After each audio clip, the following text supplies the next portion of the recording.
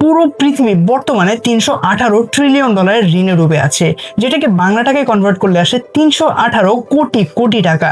এখন প্রশ্ন হলো যে এই 318 ট্রিলিয়ন ডলারের ঋণটা আসলে আমরা কার কাছে ঋণী? কোনো ব্যক্তি, কোনো প্রতিষ্ঠান, নাকি এমন একজন যার সম্পর্কে হয়তো আমরা জানি না? আজকে আমরা খুঁজে বের করার চেষ্টা করব এই ডেট সিস্টেমের নিয়ন্ত্রক কারা, কারা এই পুরো পৃথিবীর ইকোনমিকে নিয়ন্ত্রণ করছে, এবং এই ডেট সিস্টেম যদি কোনো কারণে ভেঙে পড়ে তাহলে কি কি পরিবর্তন আসতে পারে আমাদের জীবনে। সো ভিডিওটা স্কিপ না করে পুরোটা দেখবেন, কেননা লাস্টে এমন একটি ইনফরমেশন আপনাকে দিব যেটা আপনার পৃথিবী সম্পর্কে ধারণাটাই পাল্টে দেবে। তো চলুন শুরু করা যাক। 2024 সালের হিসেব অনুযায়ী পুরো পৃথিবী একটা বিশাল অ্যামাউন্টের ঋণে ডুবে আছে।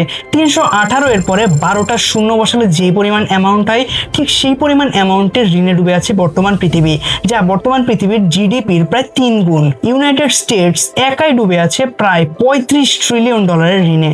জাপানের ঋণের পরিমাণ প্রায় 9 ট্রিলিয়ন ডলার। চায়না এর ঋণ 14 ট্রিলিয়ন ডলারেরও বেশি।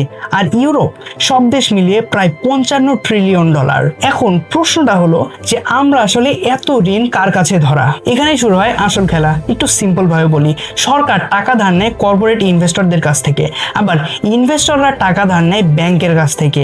কর্পোরেট যখন ব্যাংকের কাছ থেকে টাকা ধার নেয় তখন ব্যাংককে অবশ্যই অন্য ব্যাংক বা জনগণের কাছ থেকে টাকা ধার নিতে হয়। আবার এদিকে জনগণ, তারা তো ব্যাংক থেকে লোন নেয়। অর্থাৎ বটম লাইনটা হলো যে পৃথিবী নিজেই নিজের কাছে ঋণী, কিন্তু সিস্টেমটা এমন ভাবে সাজানো যে একজন আরেকজনের কাছে কোনো না কোনো ভাবে বাধা। আর এটাই প্রমাণ করে যে this isn't about money, this is about controlling the power, controlling the economy. ইতিহাসে বারবার দেখা গেছে ঋণ শুধুমাত্র অর্থনীতি নিয়ন্ত্রণ করে না, ঋণ নিয়ন্ত্রণ করে একটি দেশের রাজনীতি সহ অনেক অনেক বড় বড় ক্ষেত্র। IMF, ওয়ার্ল্ড ব্যাংকের মতো প্রতিষ্ঠানগুলো যে সকল উন্নয়নশীল দেশ রয়েছে সেগুলোকে ঋণ প্রদান করে এবং তাদের যে রাজনৈতিক সিস্টেম আছে বা পলিটিক্যাল সিস্টেম আছে সেটাকে নিয়ন্ত্রণ করে। ওয়ার্ল্ড ব্যাংকের এই ফাঁদে যে শুধুমাত্র বাংলাদেশে পড়েছে তা নয়, অনেক অনেক উন্নয়নশীল ইভেন উন্নত দেশও ওয়ার্ল্ড ব্যাংকের এই ঋণের ফাঁদে পড়ে আছে। ঋণের অ্যামাউন্টের তুলনায় সুদের পরিমাণ 2024-25 সালে বৃদ্ধি পাওয়ার কারণে তারা এখন ঋণের মূল অ্যামাউন্টটা নয়, বরং ঋণের ইন্টারেস্টটা দিতেই হিমশিম খেয়ে যাচ্ছে। তারপর আসে আরো একটা ডার্ক থিওরি, রথচাইল্ড পরিবারের নাম তো আমরা সবাই শুনেছি, যেটা আমরা পরবর্তী একটা ভিডিওতে খুব সুন্দর করে এক্সপ্লেন করার চেষ্টা করব। এই রথচাইল্ড পরিবার সহ আরো অনেক পাওয়ারফুল ব্যাংকিং ফ্যামিলি আছে যারা বিশ্বব্যাপী অর্থনীতি নিয়ন্ত্রণ করছে। তাদের আছে ব্যাংক অফ ইন্টারন্যাশনাল সেটেলমেন্ট, যাকে সহজে বললে দাঁড়ায় the central bank of central banks. আর এর পেছনে ফুয়েলিং করে দ্য গ্রেট রিসেট বা নিউ ওয়ার্ল্ড অর্ডারের মতো বড় বড় প্ল্যানিং, যাদের একমাত্র ধান্দা হলো ঋণ দিয়ে মানুষকে হেল্প করা না, বরং ঋণ দিয়ে মানুষের উপর, একটি দেশের উপর আধিপত্যের অস্ত্র বিরাজ করা। এবার ভাবুন তো, পুরো পৃথিবী যদি ঋণে থাকে তাহলে এখানে ক্রেডিটরটা কে? উত্তর হলো bond holder, corporate elite, central banks আর আলটিমেটলি সাধারণ মানুষ। ইয়েস, আপনি ঠিকই শুনেছেন। আপনি, আমি যারা ব্যাংকে টাকা রাখি, পেনশন ফান্ডে ইনভেস্ট করি, তারই একটা অংশ এই গ্লোবাল ডেট সিস্টেমকে ফুয়েল করে। এখানে লুকিয়ে আছে paradox, the world owes money to itself. কিন্তু এই সিস্টেমে এখন ফাটল ধরতে শুরু করেছে। সুদের হার বেড়ে যাওয়ায় অনেক দেশ শুধু ঋণের সুদ শোধ করতেই হিমশিম খাচ্ছে।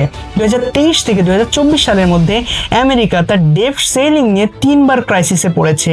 ইমার্জিং মার্কেটে প্রায় 7 ট্রিলিয়ন ডলার ঋণ 2025 থেকে 2026 সালের মধ্যে শোধ করার সময় আসছে। ইফ ক্রেডিটরস লুজ ট্রাস্ট, পুরো চাকা থেমে যাবে, and that would be catastrophic. এই গ্লোবাল ডেট ক্রাইসিস প্রভাব ফেলছে আপনার নিত্যদিনের জীবনেও। পণ্যের দাম বাড়ছে, ট্যাক্স বেড়ে যাচ্ছে, আলটিমেটলি শিক্ষা আর স্বাস্থ্য খাতে কাটছাট হচ্ছে। আর সবচেয়ে বড় কথা, এই খেলা সবসময় ডেট গিভারদের পক্ষে, ডেট টেকারদের বিপক্ষে। It's a rigged game. এখন ধরুন এই চক্র একদিন ভেঙে পড়লো, ডলার আর মূল মুদ্রা হিসাবে কাজ করছে না, দেশগুলো ঋণ শোধ করার চিন্তা বাদ দিয়ে দিয়েছে, নতুন ডিজিটাল কারেন্সি সিস্টেম চাপিয়ে দেওয়া হয়, তাহলেই শুরু হবে reset. Money won't disappear, but power will shift. আমার আগের ভিডিওতে আমি ডলার এর সিস্টেম কন্ট্রোলিং এবং পাওয়ার নিয়ে আলোচনা করেছিলাম। যদি আপনি সেই ভিডিওটা না দেখে থাকেন তাহলে উপরের আই কার্ড থেকে অথবা ডেসক্রিপশন বক্স থেকে বা পিন কমেন্ট থেকে ভিডিওটি দেখে নেওয়ার অনুরোধ রইল। সেখানে আমি ডলারের সম্পূর্ণ বিষয় নিয়ে আলোচনা করেছি। নেক্সট ভিডিও কি নিয়ে দেখতে চান তা অবশ্যই নিচে কমেন্ট করে জানাবেন এবং সেই সাথে আমাদের প্রাইভেট টেলিগ্রাম গ্রুপ এবং প্রাইভেট টেলিগ্রাম চ্যানেলে যুক্ত হয়ে যাবেন। আজ এই পর্যন্তই, ফিরে আসছি নেক্সট ভিডিওতে কোনো এক অজানা তথ্য নিয়ে। আর হ্যাঁ, সকল ধরনের লিঙ্ক পেয়ে যাবেন আমার ভিডিওর ডেসক্রিপশনে, অথবা যদি আপনি ফেসবুকে দেখে থাকেন তাহলে আমার ক্যাপশনের নিচে সি মোড়ে ক্লিক করলেই ডেসক্রিপশন বক্স ওপেন হয়ে যাবে। সেখানে আমাদের টেলিগ্রাম চ্যানেলের লিঙ্ক থেকে শুরু করে সব ধরনের লিঙ্ক পেয়ে যাবেন। সো আজ এই পর্যন্তই, সবাই ভালো থাকবেন, সুস্থ থাকবেন আর নতুন করে আবিষ্কার করতে থাকবেন সবকিছু। আল্লাহ হাফেজ।